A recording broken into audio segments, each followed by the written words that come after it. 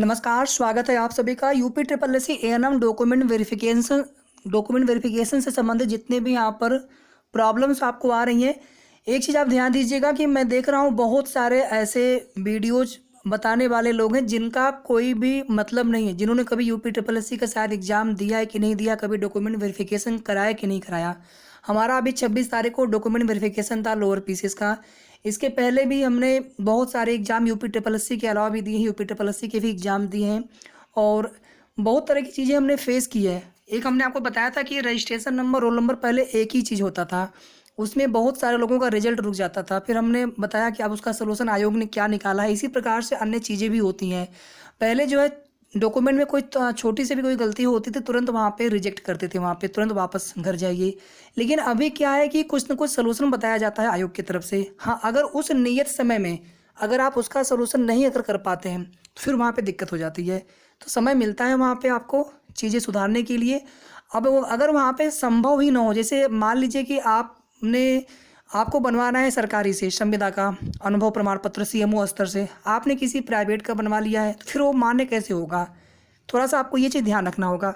और जैसे हमने बताया था आपको कि 2 साल का बनवाना है, आपने 3 साल का बनवा लिया, आपने आज की डेट से उसको कंसीडर किया, जबकि ऐसा नहीं करना है, 5/1/2022 की डेट से कंसीडर करना है। तो ये कुछ ऐसी गलतियां होती हैं जिनको आप सुधरवा सकते हैं, लेकिन कोई ऐसी गलती हो जिसका सुधरना संभव ही ना हो तो उसके लिए मैं बिल्कुल ये नहीं कहूँगा कि आपका हो जाएगा, लेकिन कोशिश करिए सभी।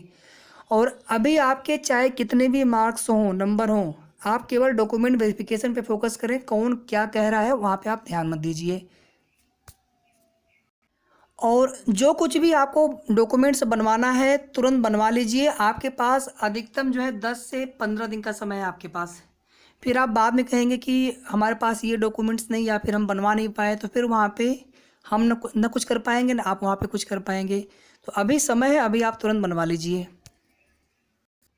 चलिए यहाँ पर देख लीजिए आप सभी, सुबह वाले वीडियो में जितने भी आपके कमेंट आए हुए हैं, बहुत अच्छा लगता है जब आप लोग कमेंट करते हैं, क्योंकि इससे हमें पता चल पाता है कि आपको किस तरह की समस्या आपके साथ है, किस प्रकार का प्रॉब्लम आप फेस कर रहे हैं। तो उसी हिसाब से आपको चीज़ें भी बताने का प्रयास होता है।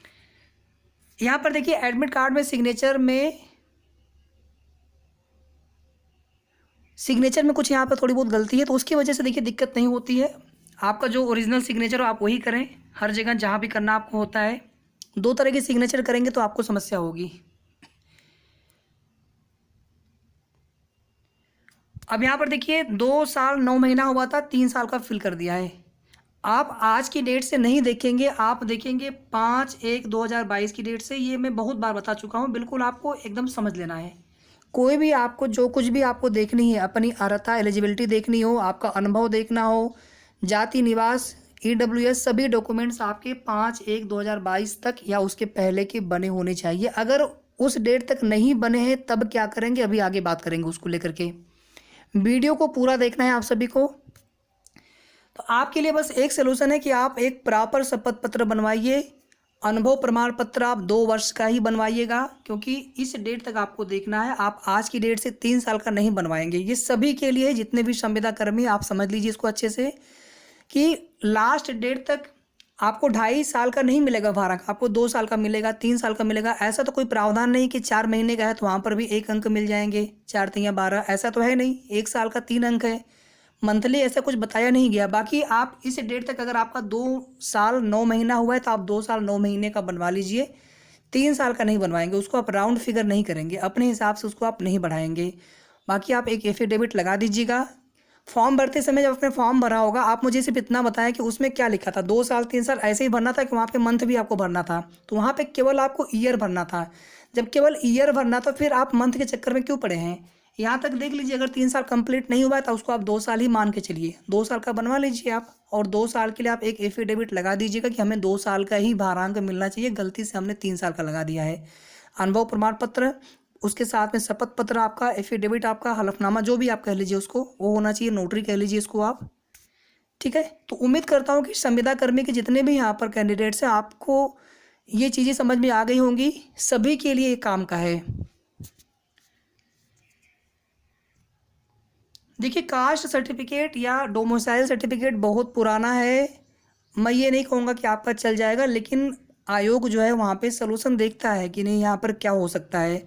वो अपने स्तर से पूरी कोशिश करते हैं कि आपको सफल घोषित किया जाए, लेकिन अगर ऑनलाइन वेरीफाई भी होना चाहिए, ध्यान दीजिएगा। उस पे जो सर्टिफिकेट नंबर पड़ा होता है आप खुद से भी ऑनलाइन वेरीफाई कर सकते हैं। ऑनलाइन वेरीफाई करके एक बार आप खुद से चेक कर लीजिएगा, अगर थोड़ा पुराना भी है तो भी चल जाता है, लेकिन आप नया ज़रूर बनवा लेना। अगर आप रेगुलर हमारा वीडियो वॉच करते होंगे तो मैं डॉक्यूमेंट्स को लेकर के आज से नहीं, जब से मैं वीडियो स्टार्ट किया हूँ तभी से मैं कह रहा हूँ कि जाति निवास EWS आपके पास पुराना आपने लगाया हो, कोई गलती आपको लग रही हो या बहुत पुराना है जाति निवास, आप तुरंत नया बनवा लीजिए, सो दैट कि आप अपने स्तर से कोई गलती मत रखिए। अगर आयोग नहीं मानता है कि नहीं आपके पास इस डेट से इस डेट तक का ही होना चाहिए, हम तभी मानेंगे, तो बात की बात है। फिर यहाँ पे आगे देखो आप, 2 साल अधिक डॉक्यूमेंट्स में गलतियां हो तो सबके लिए अलग अलग, ऐसा नहीं है। 2 से अगर अधिक भी गलती है या 3 भी मिस्टेक्स हैं तो भी उसके लिए आपको एक ही में बनवाना पड़ता है। आप एक ही एफिडेविट बनवाते हैं उसके लिए, जहाँ तक संभव होता है उसमें आप 4-5 मिस्टेक्स तक लिखवा सकते हैं एक ही में आप, लेकिन प्रॉपर तरीके से आपको मेंशन करवाना होगा। पहले आप स्टार्टिंग में जो है समक्ष, आप सभी को पता है आयोग के समक्ष आप करके लिखेंगे, और वो कचहरी में आप जाएंगे वो बता देते हैं किस प्रकार से बनता है। कोई भी आपको समस्या हो तो आप पुराना वाला फॉर्मेट आप देख लीजिएगा एक बार, किस प्रकार से पहले लोग बनवाते आए हैं।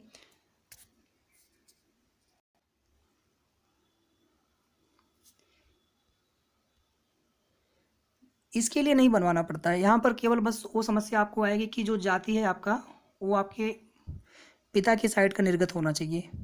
एड्रेस वगैरह आपका चल जाएगा पति की साइड का, आपका निवास भी चल जाएगा पति की साइड का, जो एड्रेस आपका है, लेकिन जो जाति आपकी है वो निर्गत पिता पक्ष की ही होनी चाहिए, तभी आपके वो जाति प्रमाण पत्र जो है वो उस जाति का आप माने जाएंगे। ठीक है, बस इतना करना आपको है यहाँ पर। मेरे सर्टिफिकेट आप चाहे तो बनवा लीजिए, लेकिन ऐसा कोई नोटिफिकेशन में लिखा नहीं है, इसलिए मैंने आपको अपने मन से कोई भी चीज़ें हमने आपको कोई भी सजेशन हमने आपको नहीं किया कि जो नोटिफिकेशन में दिया ही नहीं है जो चीज़, या फिर मेडिकल वगैरह के लिए, कैरेक्टर सर्टिफिकेट के लिए, तो ऐसा कहीं लिखा नहीं है उसमें। बाकी डॉक्यूमेंट जब DB की नोटिस आएगी तो हो सकता है कि उसमें कुछ चीज़ें मेंशन हो, तो वहाँ से फिर आपको बता दिया जाएगा।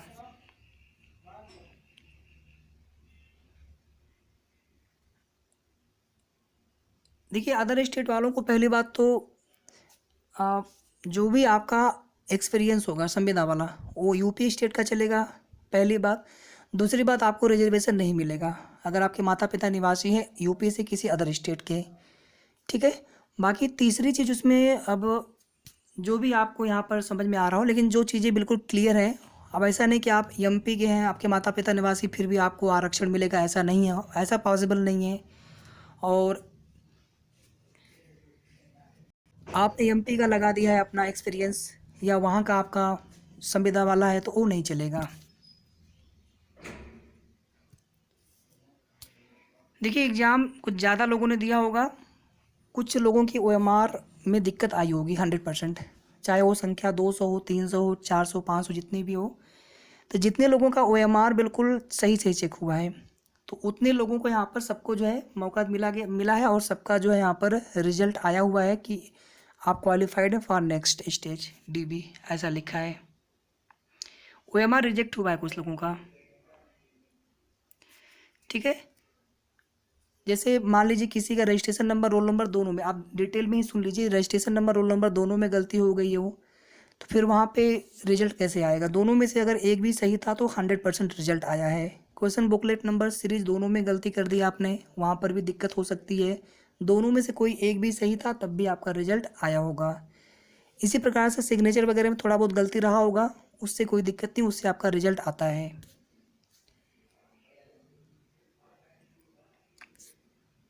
देखिए अगर आपने PET में लगाया था EWS और आपने ANM के फॉर्म में नहीं लगाया, तो उसमें देखिए ऑलरेडी वो EWS उसमें पड़ा रहा होगा, आपने एडिट भी नहीं किया होगा, तो फिर चल जाएगा, आपका EWS ही आपका माना जाएगा। आपको नया नहीं बनवाना है, आपको ये देख लेना है 5/1/2022 तक 1 साल से कम ही हुआ है, 1 साल से ज़्यादा नहीं होना चाहिए था, मतलब बहुत ज़्यादा पुराना भी ना हो, और अभी आपको नया बनवाने की ज़रूरत नहीं है। संविदा के लिए NOC थोड़ी चाहिए यहाँ पर आपको। ठीक है, बाकी NOC का कोई प्रावधान तो नहीं है, सरकारी या फिर अर्ध सरकारी दोनों जगह पे एनओसी लगता है। संविदा वालों के लिए एनओसी का कोई प्रावधान नहीं होता है।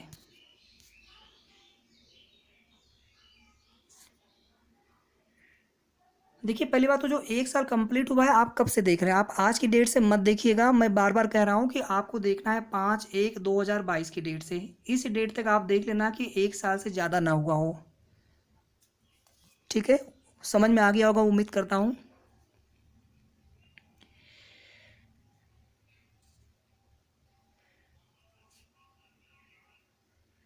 फॉर्म डालने से पहले मेरा एएनएम रिजल्ट नहीं आया था, अब आ गया है। तो देखिए इस डेट तक अगर आपका एएनएम रिजल्ट नहीं आया था, फिर आप एलिजिबल कैसे थे फॉर्म भरने के लिए? आप खुद से सोचें। यहाँ पर एप्लीकेशन फॉर्म खो गया है तो आपके पास एडमिट कार्ड होगा, तब भी आपका काम चल जाएगा। एडमिट कार्ड कम से कम होना चाहिए, रजिस्ट्रेशन नंबर, रोल नंबर उस पर भी लिखा होता है। हो सकता है कि उस टाइम पे लिंक एक्टिवेट हो। ठीक है, इसको लेकर के हम देखिए बाद में बात कर लेंगे मेरिट को लेकर के, क्योंकि मेरिट को लेकर के हमने एक वीडियो ऑलरेडी बनाया हुआ है।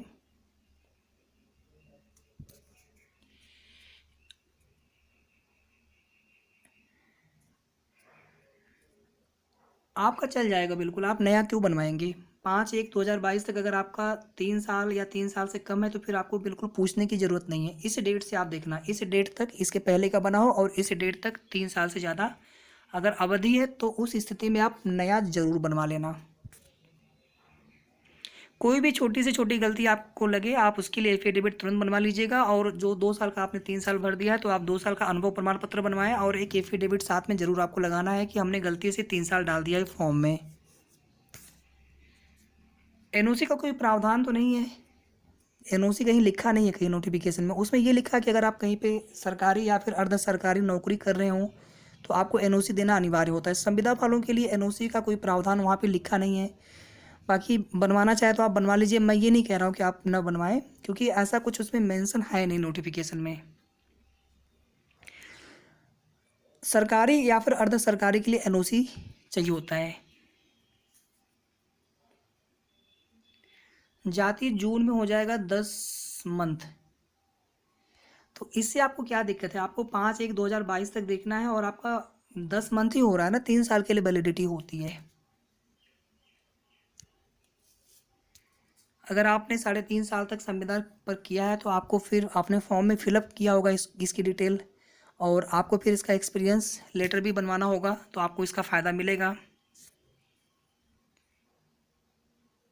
तो यहाँ पर देखिए, अगर आपके सभी डॉक्यूमेंट्स पिता के नाम पे हैं तो आप पिता की तरफ से बनवा लीजिए, जाति निवास, कोई दिक्कत नहीं होगी। बस आपको वेरीफाई करवाना है अपने आप को, जो आपने एड्रेस भरा होगा फॉर्म में बहुत पुराना आपका है, आपको एक नया तुरंत बनवा लेना है। मैं बार बार कह रहा हूँ, जिनका बहुत ज़्यादा पुराना है, देखिए मैरिज सर्टिफिकेट ऐसा कहीं पर मांगा नहीं गया है, आप चाहे तो बनवा लीजिएगा एफिडेविट उसका कि हमारी सेम कास्ट में शादी हुई है या फिर इस प्रकार से, या फिर मैरिज सर्टिफिकेट बनवा लीजिएगा। मैं उसके लिए मना नहीं कर रहा हूँ। डीवी आपका 10 से 15 दिन में लगभग शुरू हो सकता है। ईडब्ल्यूएस भी देखिए आपका सेम वही चीज़ें हैं। अगर विवाहित हैं तो आपके पति के नाम से ही बनेगा, लेकिन उसमें पिता पक्ष से निर्गत होना चाहिए। चल जाएगा आपका।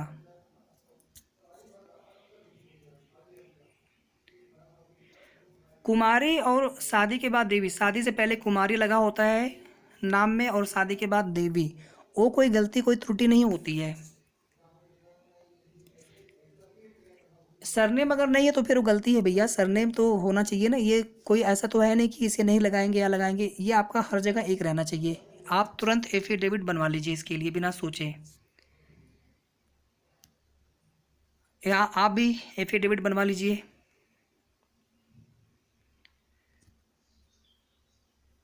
देखिए अगर ज़्यादा पुराना है तो आप नया तुरंत बनवा लीजिए बिना पूछे। आप 2018 का है, 2018 का चल जाएगा आपका लगभग, थोड़ा सा 3 साल से ज़्यादा तो हो जा रहा है लेकिन चल जाना चाहिए।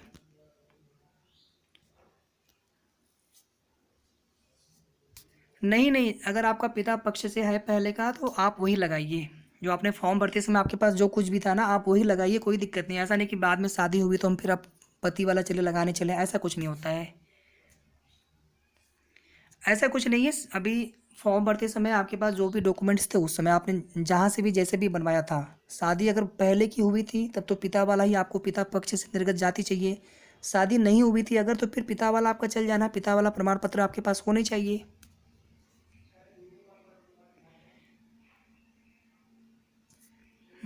ठीक है। यहाँ पर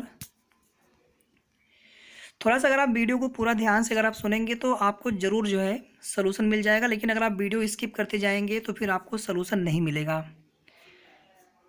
शपथ पत्र चाहे जब बनवाइए, शपथ पत्र चाहे जब बनवा लीजिए, अभी आप बनवा लीजिए, डीबी से आप एक दिन पहले या जिस दिन डॉक्यूमेंट वेरिफिकेशन हो उस दिन बनवा लीजिए, कोई दिक्कत नहीं है। जो गलती हुई है आप नोटरी बनवा लीजिए, मम्मी के नाम में गलती है तो तुरंत बनवा लीजिए। देखिए मैरिज सर्टिफिकेट से जाति का आरक्षण नहीं मिलेगा आपको, केवल ये वेरीफाई करने के लिए एक सपोर्टिंग डॉक्यूमेंट के लिए हमने बोला था। आपको जाति प्रमाण पत्र से ही आपको आरक्षण मिलेगा उस जाति के हिसाब से। ये लिखा होता है आपके, ऐसा तो हो ही नहीं सकता। मेरे पास अभी है, मैं आपको इस फोटो खींच के मैं आपको नेक्स्ट वीडियो में दिखा दूंगा। लिखा होता है जाति निवास आय सब पे लिखा होता है कितने साल के लिए वैलिड है। नंबर किसी का नहीं दिखा रहा, केवल क्वालिफाइड एंड डीबी के लिए बस इतना ही दिखा रहा है। नहीं, जो आपका पहले का डॉक्यूमेंट्स है, शादी आपकी नहीं हुई थी उस समय, शादी बाद में हुआ है, जो डॉक्यूमेंट्स आपका उस समय का था आपको वही डॉक्यूमेंट्स लगाना है, पिता पक्ष वाला, पिता के एड्रेस वाला, कोई दिक्कत आपको नहीं होगी। बहुत पुराना जिनका हो आप तुरंत नया बनवा लीजिए।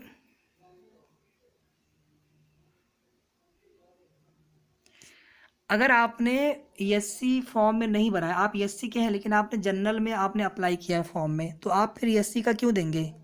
अगर आपने एससी का भरा है फॉर्म में तो आपको एससी का देना पड़ेगा, नहीं देंगे तब दिक्कत होगी। बिल्कुल चल जाएगा। अनुभव प्रमाण पत्र के लिए दिक्कत नहीं है, बस आपको ये देखना है कि फॉर्म भरने की लास्ट डेट तक अनुभव प्रमाण पत्र आप उतना ही बनवाएंगे जितना आपका हुआ था। 5/1/2022 तक देखेंगे आप, आज की डेट से नहीं देखेंगे। इनका थोड़ा सा एक बार पढ़ लेते हैं यहाँ पे क्या लिखा है। 18,181 को मुख्य परीक्षा के लिए शॉर्ट लिस्ट किया गया था, फिर 17,713 यहाँ पर अभी जिनका रिजल्ट आया है डीबी के लिए, मतलब बाकी के जो है ओएमआर कितने लोगों ने एग्ज़ाम दिया था ये भी एग्जैक्ट यहाँ पर डेटा होना चाहिए।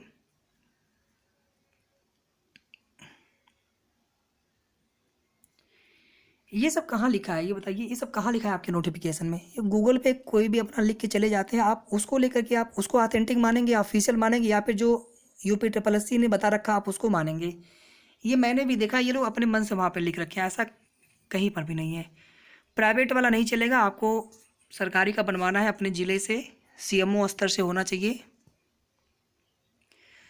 अच्छा यहाँ पर देखिए, आपने कभी निवास पहले बनवाया ही नहीं, आपको ज़रूरत नहीं पड़ी। फॉर्म जब भरा होगा आपने तो बिना ANM का नोटिफिकेशन पढ़े आपको फॉर्म नहीं भरना था।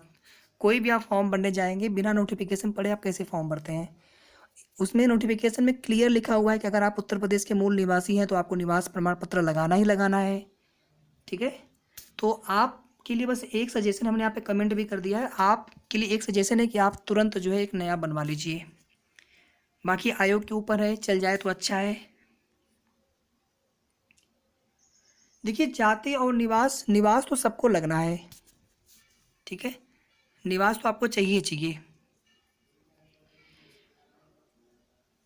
30+ जाएगा। चलिए, मैं तो चाह रहा हूँ कि मेरिट बहुत नीचे आए, हमने तो लगभग 40 से 50 के बीच में बता रखा है, मैं तो चाह रहा हूँ इससे भी मेरिट नीचे आ जाए।